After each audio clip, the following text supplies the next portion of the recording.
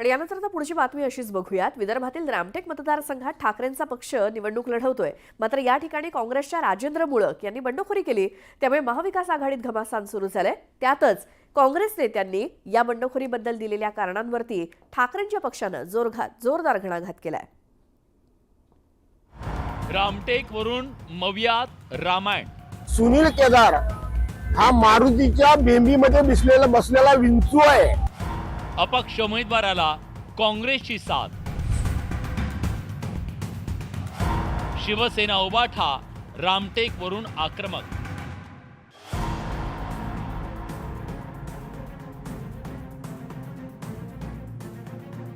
रामटेक हा शिवसेनेचा एकेकाळचा बालेकिल्ला।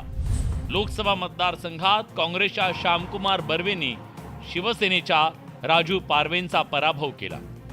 याच रामटेक विधानसभा मतदारसंघात महाविकास आघाडीत राजकीय रामायण सुरू झालंय।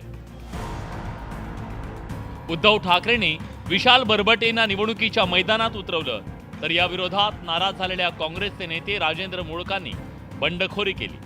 विशेष म्हणजे मुळक यांच्या प्रचारात काँग्रेसचे नेते सहभागी झाले। सत्तेचा मास काय असतो तुला त्या ठिकाणी झालेला आहे ते काय तर, आणि उद्धव ठाकरे साहेबाबद्दल तू चिंता नको करू, आम्ही उद्धव ठाकरे साहेबासोबत उभं होतो आहे आणि पुढे राहणार आहे त्या ठिकाणी, त्याच्यामध्ये कुठल्याही मनामध्ये शंका नाही।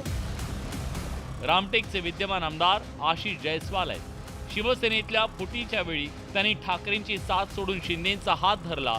ठाकरेंच्या झालेल्या अपमानाचा बदला घेण्यासाठी मुळक रिंगणात उतरल्याचा दावा केदार यांनी केला।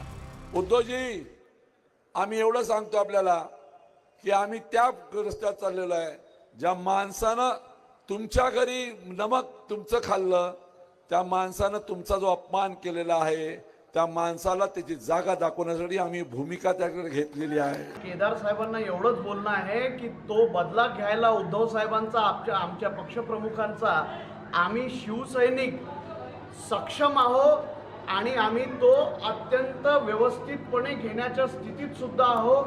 तुम्ही नुसतं आघाडी धर्म जरी पाळला तरी आमच्यासाठी खूप चांगलं होईल, म्हणून आमच्यावर आणखी उपकार नका करा, एवढीच मी आपल्याला विनंती करतो। विदर्भात ठाकरेंच्या पक्षाला हाताच्या बोटावर मोडण्या इतक्या जागा मिळाल्या, त्यातही रामटेक सारख्या प्रतिष्ठेच्या केलेल्या जागेवर बंडखोरी झाल्यानं ठाकरेंच्या पक्षाचे नेते संतप्त झालेत। सुनील केदार हा मारुतीच्या बेंबीमध्ये बसलेला विंचू आहे।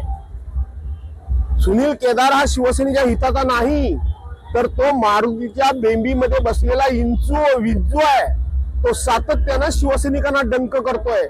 त्यामुळं सुनील केदारांनी स्वतःच्या गद्दारीचं समर्थन केलं तरी ते मी मान्य करणार नाही, आणि दुसऱ्याच्या काठीनं आम्हाला विंचू मारण्याची गरज नाही, एवढी शिवसेना कमकुवत झालेली नाही।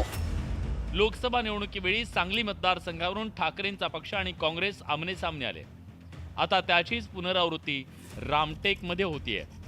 रामटेक मधल्या या सांगली पॅटर्नमुळे मवियातली धुसफूस चव्हाट्यावर आली आहे, हे तितकंच खरं। निकालानंतर या धुसफुशीचं वणव्यात रूपांतर होणार नाही ना, हे पाहणं तितकंच महत्त्वाचं असणार आहे। उदय तिमांडे, न्यूज 18 लोकमत, नागपूर।